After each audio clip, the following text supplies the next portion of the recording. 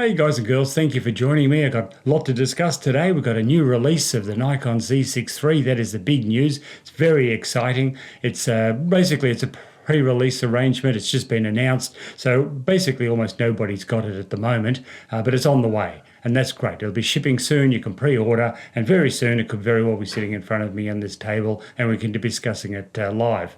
But at the moment, it's all, basically just from what we've seen on YouTube with Nikon reps talking about it and showing all the facts and figures and their, pre-release information that they could give. But it is very exciting, and it's really a dream come true camera, isn't it? It's got every feature you could ever want and more, and I'm very excited to discuss what they've announced. Now, right now I'm filming on the Nikon Z9. I have the Z9 and I'm using the 50mm f1.8 prime lens to take this video. Now, the reason I'm using that and not my mobile phone as I did last time is because I've got nothing physically much to just demonstrate to you today. So I'm freed up the Nikon Z9 to be able to use it for this video purpose. And it's an excellent video camera. I'll just show you a little shot in a minute, come up on the screen of what it looks like. It's on, of course, a tripod. I have a sound receiver onto one side, deity system, and then, of course, I've got a monitor just on top of it, and I use a monitor because there's no flip-out screen. And that's one of the bonuses that the Z6 has. There's a flip-out screen. You could very well use that instead of a monitor. But we'll discuss some of those details too, because with every bonus, there's a negative, and there are a few little things you've got to be aware of with a flip-out screen that may be not quite as useful as a monitor, and I'll describe them why in just a moment. So the first thing I'd like to talk about the Z6 is the fact that it has this 24 megapixel partially stacked sensor. Now, the 24.5 megapixels, that's exactly pretty much the same structure as the Z6 has always had, from the Model 1 to the Mark II, and now the Z6III has 24.5 megapixels, and that's fine. Like I've owned 5 of the other generation cameras. I've owned 2 Z6-1s, I've owned a Z6II, and I've owned a Z7-1 and a Z7-2. So when it comes to this form factor Z6/7 size model camera and its features, I know all about it. I do know what I'm talking about. As I said, I've owned about 5 in that series. And will I get the Z6III? Well, most likely I will. I can't see myself getting a Z7 III should that ever come out, because I have the Z9 that has the 45 megapixels, and that's plenty enough pixels for me, so I'd be quite happy with what I have. But the Z9 would replace any Z7 model for me. I'm quite happy with that. But the Z6 has some very interesting and unique features that I think are cool. Now, we're talking about the sensor, and the fact that it is 24 megapixels does, of course, mean that you're going to have a really good low light performance, and that's really important. It's important for someone like myself who has either a Z7 or a Z8 or a Z9, and you've got a lot of megapixels, and you may be shooting at very high frame rates, like 60, 120 frames a second. And if you're doing that with video, in the context of video right now, if you're shooting like that, it does darken the image somewhat. So having a sensor that is better with ISO increases, well, that's always going to be a bonus. Particularly when you're in low light situations where it's getting either evening, perhaps you're in a wedding situation and the lighting in the church is quite soft, or in the reception the lights are down low, that low light ability could be a real saver. Now, of course, with low light, as I would do, I always just bring lighting. So I'll just bring an LED light panel, or I'll bring some flash or whatever I need to have artificial lighting that I can control the lighting rather than be dominated by the situation. But not everybody has that situation. Not everybody either owns them or wants to drag them along. And that's a big problem. All the batteries and the gear and the size of the light panels and the tripods and light stands, they can be quite overwhelming. Sometimes you just want to grab the camera and film, and you don't want to muck around too much. In that scenario, something that has great low light capability is really good. And that's how they're marketing and promoting this camera, as a low light beast.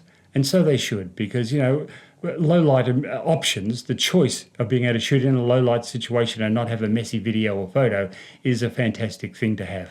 So for that, the Z6 really has a niche of its own, where the Z8 and the Z9 have many, many features and great detail. If the Z6 can perform a different role, like a low light beast for video and photos, well, that's a fantastic option, particularly for wedding photographers and events.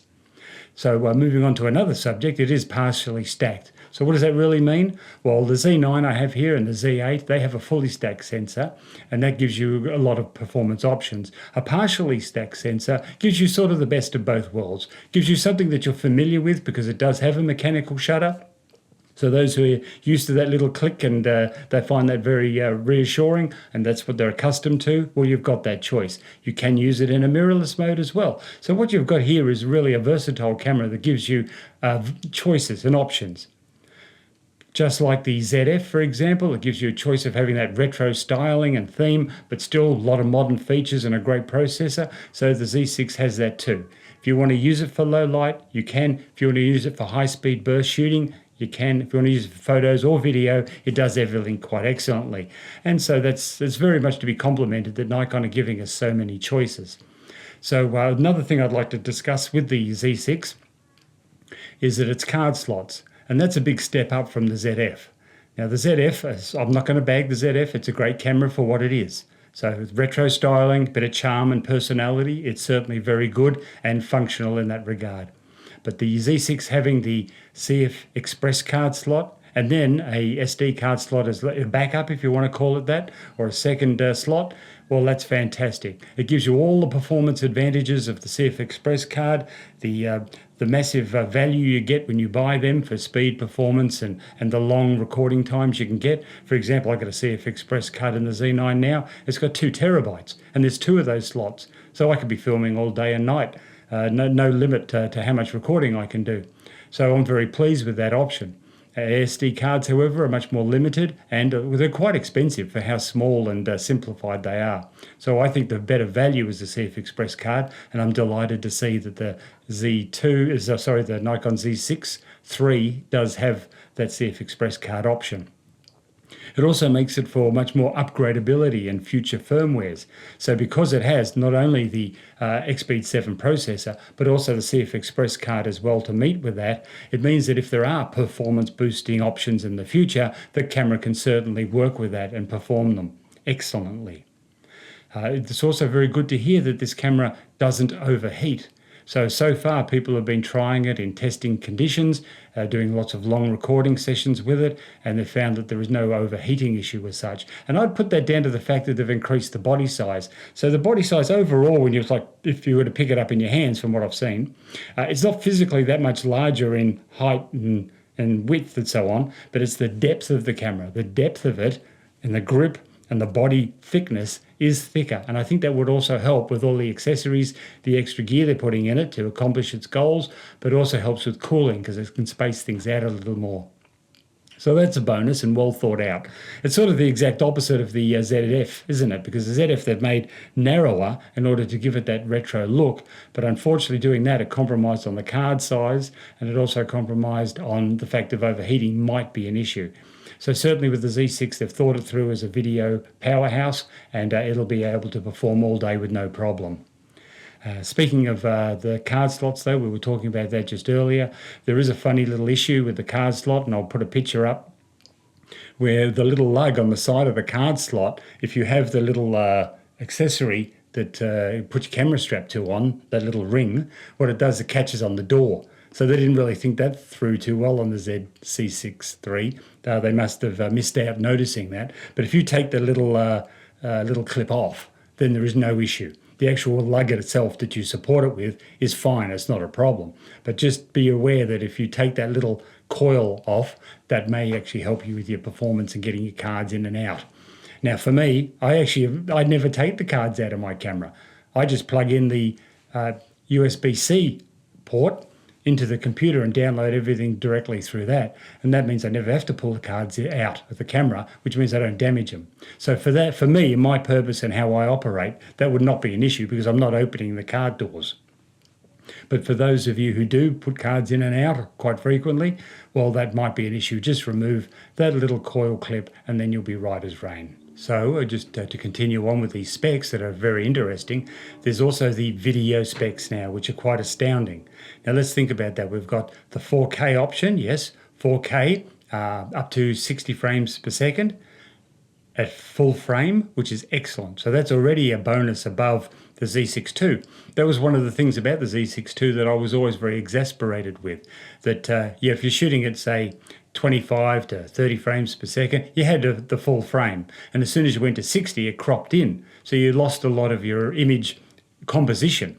So what you'd have to do is maybe use a zoom lens, something like a 24 to 70, or if you're filming wide angle, you'd use a 14 to 24. And then when you went from slow frame rate, say 24 frames per second or 25, you could use your full frame, but then you would have to shoot maybe at 24 millimeters. And then when you went into doing 60 frames per second or 50, whatever it may be, then you would have to go down to 14 mils because you had to expand it in order to get the format, the composition the same.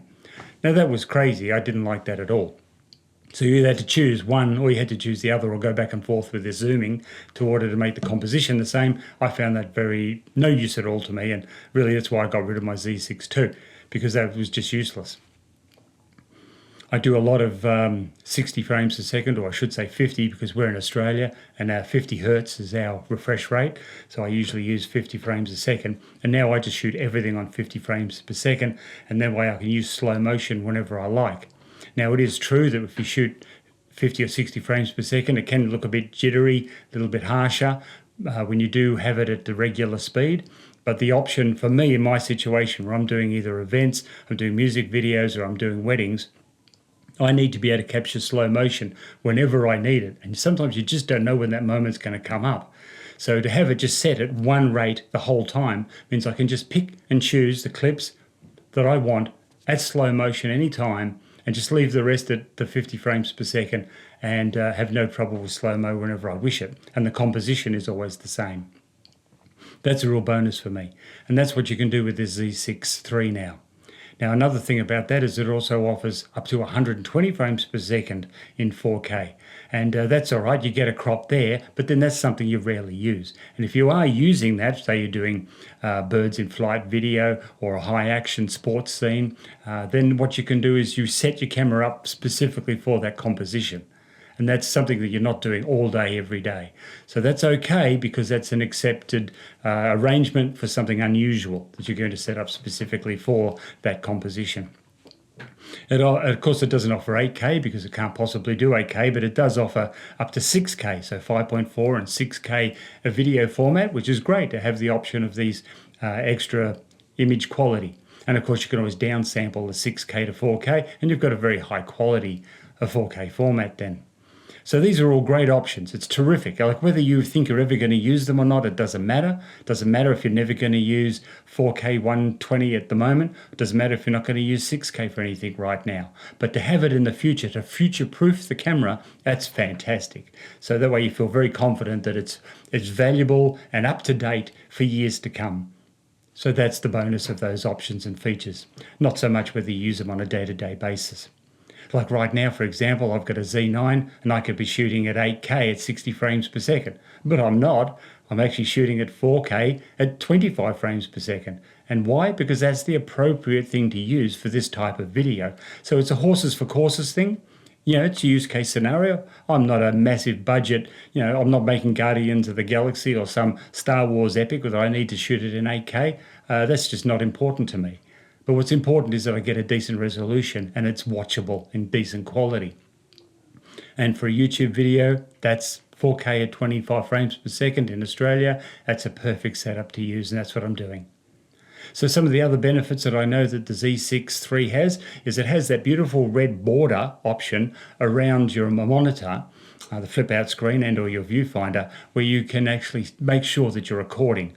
I remember the days of the Z6 I when you only had the little record light in the corner of your frame, and very often you would forget to even notice to look for it, and you'd be thinking you're filming and you've not pressed record, because it's so obvious in hindsight to think, what was I thinking? Why didn't I check it? But it's not obvious. That little red dot in the corner saying record is something you could easily miss, that you're forgetting to turn that on. Now with that beautiful red border option you've got around your frame, you can't miss that you're recording. In fact, I'm looking at my monitor right now and I can see the record, I can see the red border, and I know that I'm being filmed. I can see in the monitor that it's right on the eyeball, the focus point, and that's brilliant to be able to pick up all those details. So these modern cameras and their technology, it's fabulous options to have and choices.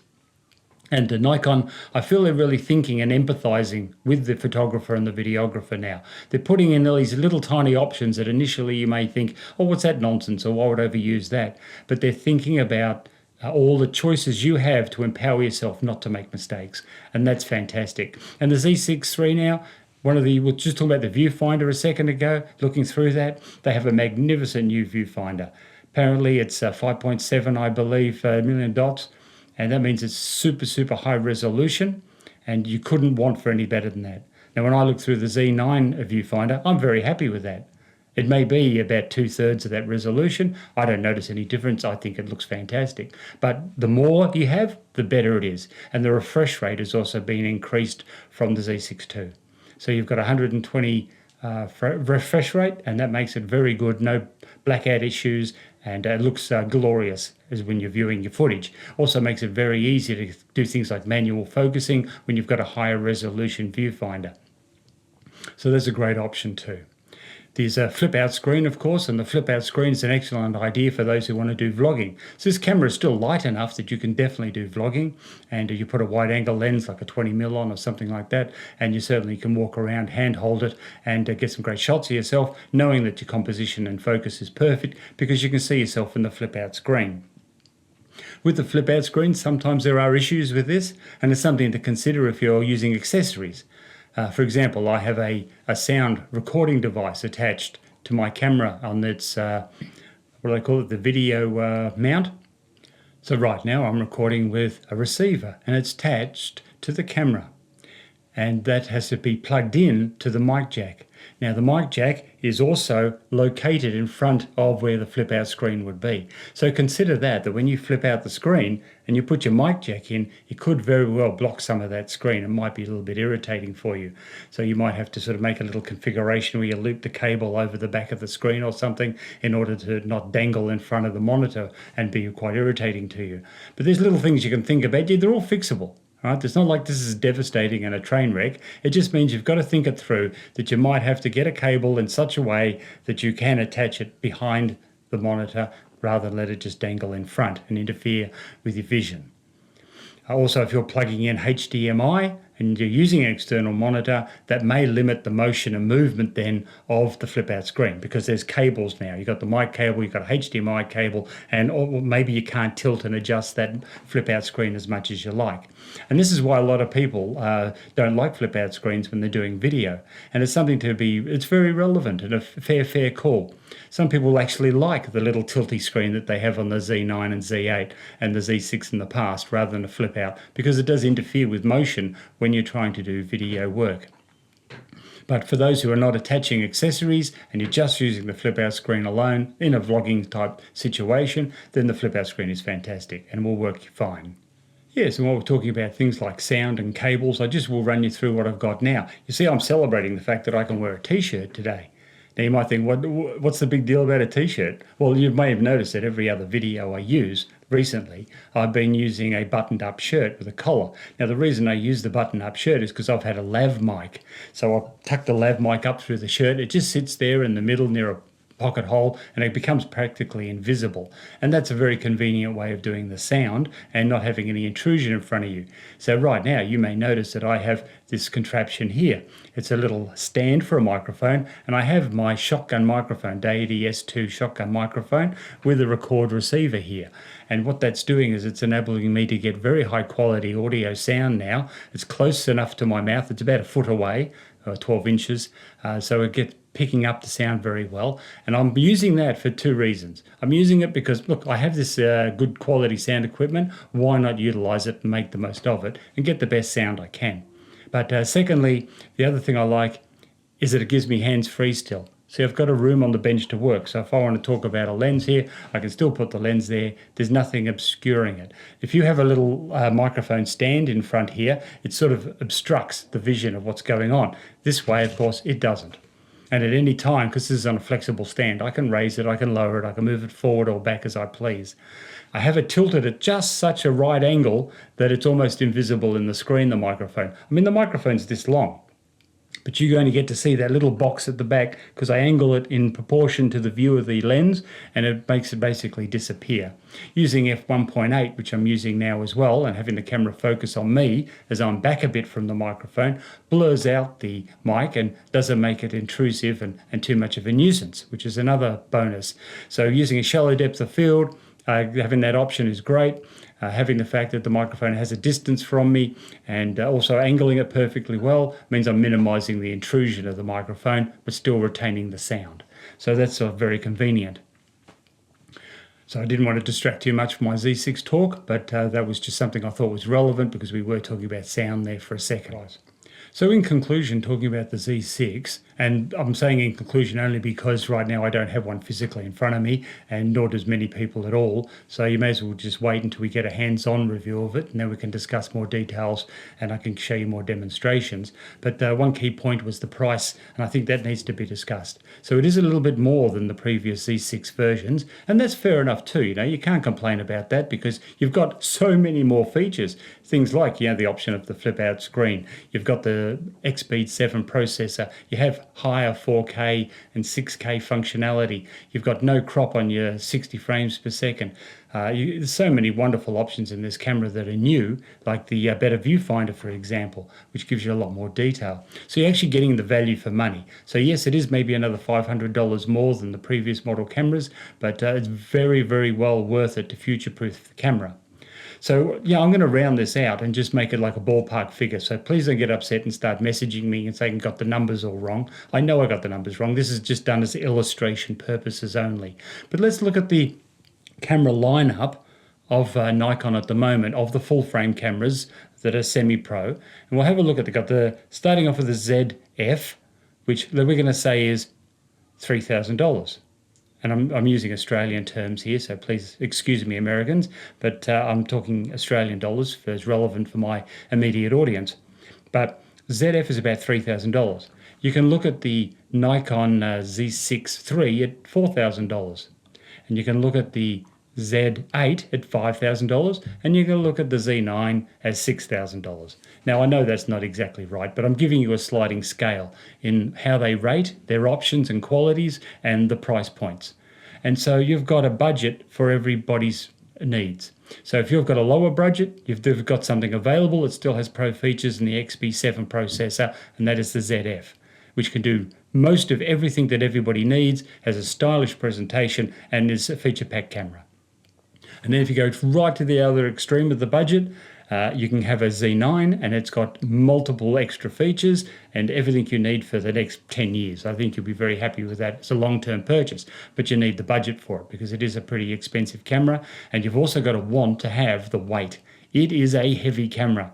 And as I mentioned in the past with the Z9, I had to buy the Pro series stabilizer, the Ronin RS4 Pro, because it's the only one that could hold up the Z9's extra weight when I'm using bigger lenses. So I'm using these Sigma lenses a lot of the time because they're at f1.4 and razor sharp, and I can get a great isolation image. So if you're using a weightier lens, using a heavy camera like a Z9, you've got to really start to rethink everything you have. Your tripods, your video heads, your stabilizers, all this gear needs to be upgraded in order to accommodate that extra weight. And also you've got to think about your arms. You're going to get tired really quickly holding this gear, so you may need other support networks like even a monopod if you're going to be taking shoots for any length of time as a minimum. If you're using something like a Z6 or a Z9, well, they're a bit lighter in the hand. Good couple of 100 grams lighter, make it more tolerable to wear. And the real beauty of these lighter cameras, it's not so much the weight. The big advantage is that they actually fit in your camera bag better. You're trying to pack a Z9 in anything, you've really got to take the lens off and lie down flat in order to put it in a general camera bag, because with a lens it sits up way too high and you can't fit it in any direction without a big lump occurring. So that's a real nuisance. So it is a brilliant camera, but it is a bit of a nuisance to carry around. Something like a Z6 in that format, or the ZF, the glory of these things is that they fit in bags that you've had for years, and you don't have to buy new equipment to carry them around, and they're not a nuisance. So it's horses for courses. I love the idea of the smaller cameras, particularly for things like holidays. So if you're going on holidays or just doing a more casual shoot at a park and you're not too stressed about world-class professional imagery, that could be a lot of fun to use, and you really get the job done. So think carefully before you make a choice, whether you buy this one, whatever choice you make, think carefully, because I know that there is a big deal difference in the pricing. Like if you compare the ZF to the Z9, for example, either extreme of the market, there is a massive extra price difference. But you've got to just think about your practicality. Can you fit the Z9 in your camera bag? Do you really want to take that on holidays with you when you go out and go on a European holiday? Do you really want such an expensive camera that's going to get knocked off and stolen from you? Maybe you can afford to lose a ZF, but you can't afford to have a Z9 dropped or stolen when you're on holidays. That's actually a relevant thing to think about. In fact, if I was going on holidays with a camera, I'm not going to be taking any of my modern high-tech cameras. I'm going to be taking something like a second-hand Z6I, because that way you get all the benefits of taking still quality Nikon photos and using some of your compact lenses. Take on holidays something like this, these compact lenses from Nikon. That's a great idea. This is the 28 2.8, maybe take the 40 f2, and that way you can afford to lose something like this. And believe me, a lot of people do lose gear on international holidays. They actually target you and steal your equipment. You only have to take your eyes off what you're doing for 1 second. Bam, someone's got it and run off the train and taking your gear from you. So just think carefully about your choices and options. If you're going to buy a top-end camera and spend a lot of money, maybe if you can, buy a second-hand on eBay Z6I and use that for your holidays rather than taking your expensive equipment out. Save a lot of heartache to have something you can almost afford to lose rather than something that's going to make a tragedy of your holiday. So in conclusion, I just wanted to say that I'm very impressed with the Z6. I can't really find any faults with it at all from what I've seen and heard. I mean, obviously, if you're doing a preemptive video and you're excited about having a new camera and the Nikon rep is standing behind the camera watching you and every word you say, you're going to be a bit nervous. You're going to say something positive about it regardless. But the point is, I can't see that anybody's been able to find anything wrong with it. I don't think they will. I think Nikon have really got their act together now. They know what they're doing with this mirrorless system now. They know what people want and expect, and they're providing that in abundance. So be very happy that you have these options. There's a beautiful range of cameras. I'm sure there are more to come. They still haven't got a professional crop sensor camera yet, so that'll be interesting to see what they come out with that. But that'll be a future project in another time. I do have an opinion also on the Z7. There's no hurry for them to release the Z7 because they have 2 other 45 megapixel cameras anyway. So another high resolution camera, almost a bit irrelevant, I think. I wouldn't be surprised if the Z7, it doesn't get built for maybe years. And even if it does, I don't think it's going to be that big a seller. I'll be honest with you. I can't see it. The price point's going to be too close to a Z8. You may as well just get a Z8. Even if it has a few more extra megapixels, are you really going to notice whether it has 45 megapixels or 62? Really? Is that going to make that much difference? With the options you have of pixel shift and amping up the resolution in post, I don't think anybody really cares for an extra high megapixel camera. Nikon seem to be focusing more on performance and speed than they are on high megapixels. So I don't know if we're going to get a Z7 ever, really, but we might get a crop sensor camera instead as a replacement for a Z7 option, and to have maybe a beautiful crop sensor camera would be great for sports and wildlife. So that'll be interesting to see what they come up with. We just have to stay tuned and wait, but whatever they build, it's going to be amazing because their standard is raising and raising and raising at the moment, and I think we've got a lot to look forward to. Always one last point I wanted to make was that the fact that it can do recording for up to 2 hours, 2 hours and 5 minutes. And I think that's a wonderful option. See, right now I'm making a YouTube video and I might make some mistakes through the video and want to edit them out and redo a line. And your last thing you want is to be doing 29 minutes, 29 seconds into a video and it's actually stopped recording and you don't even know it and you're waffling on and talking your brains out and it's not recording anything. And then when you go to edit, it's not there. And then you've got to reset up all over again to take that lines again. That's annoying and very irritating. So to be able to have the 2 hours long of recording option is fantastic. That is amazing. Now you might say, why do they stop it at 2 hours? Mate, no one records more than 2 hours. What are you thinking? What are you going to make an entire movie length episode in one take? That's pretty rare. So 2 hours is plenty long enough. Your battery life's only going to last that long anyway if you're lucky. So I'm very happy with the idea of this longer recording time, particularly valuable if you're an event photographer and you're doing a wedding. Now the wedding service may only last for half an hour, but would you really want your recording time to run out 1 minute before the I do segment or the kiss the bride, and you've just missed out on it because it stopped recording a minute and you didn't notice? That would be a train wreck, wouldn't it? So to know you've got a couple of hours recording once you start that, brilliant. What a fantastic option Nikon have provided for us there. So again, they've blessed us with many positive things. Let's be grateful and make a wise choice. Buy the model that suits you best for your needs. Don't try and impress someone by overspending and buying something really expensive and heavy and big, and you find that you never actually use those features and don't need them, and it's been a burden. So think carefully. But either way, no matter which model you choose, you're going to be happy with the performance, I can assure you of that.